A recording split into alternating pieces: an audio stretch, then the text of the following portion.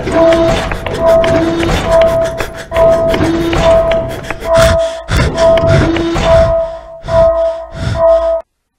nerds and welcome back finally to Nerd or Die. It's been a while since I've done a video, but I am back and ready to get it going. It is time for my annual Toy Fair video. We're going to kick it off with Toy Fair 2015, the NECA booth. We got a lot of exciting things for you. You've currently seen the Pacific Rim figures, and now you're looking at the Godzilla NES figure. I believe that was from NES. It's a classic video game figure for Godzilla, that is. And NECA has a Devil May Cry license. I did not know about this. I don't know how it got past me, but it is very exciting. The figure looks badass. I cannot wait to add him to my collection. Now, I am going to talk to this whole video. However, there's going to be segments of time where I'm not familiar with the figures or the properties that the figures come from, such as the Heroes of Storm or Heroes of the Storm. Not familiar with this property. I believe it's a video game. The figures do look cool, but I don't really know a lot about it, so I just pretty much don't know what to say, if you couldn't tell.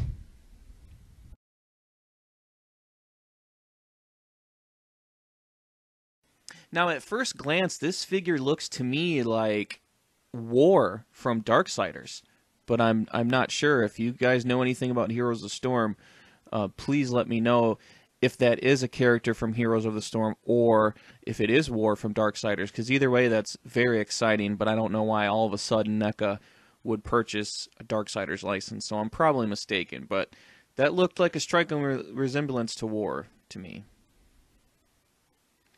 This is really cool. Going back to the NES-style video game characters that they do, that was the NES, or Super NES, RoboCop vs. Terminator line. This is the new Superman, Christopher Reeve Superman figure that NECA is doing, and it looks incredible. That sculpt is awesome. I can't wait to get my hands on it. Kind of neat, a Halo motorcycle helmet. I would never use it, of course. I would just buy it and put it on my shelf, but it is very cool.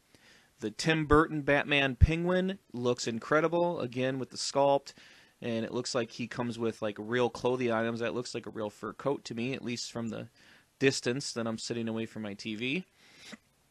This Terminator figure, as always, they knock the Arnold Schwarzenegger sculpt out of the park. Can't wait to get that T-800 figure from T2. Another Commando Dutch figure. Some classic Planet of the Apes figures.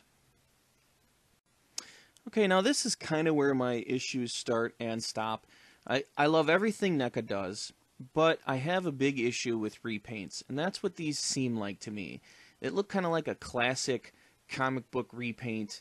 The Predator 2 figure's okay, because it's just the NES figure. I understand why the NES figures have to be repainted, and I own a few of the NES figures. But I just am looking for something new, I guess. However, I am excited for the AVP figures, excuse me. The original ones that NECA put out were really kind of stiff. They broke out of the packages, didn't have a lot of articulation. These guys look like they have improved articulation, paint apps, armor, etc. So I'm really looking forward to these figures. I'm just not a fan of straight repaints. But this is mind-blowing. The Power Loader with a Ripley figure in it with fully licensed Sigourney Weaver features and the Alien Queen with all these little egg pods and everything. I don't know if we're going to be getting the egg pods. I hope we are. I hope they're going to be releasing a lot of these as accessories that you can buy. But that Power Loader looks awesome. The Ripley figure looks great. We can't get a good shot of her face from these images, but I've seen some behind-the-scenes stuff that they posted on their Twitter, and she looks amazing.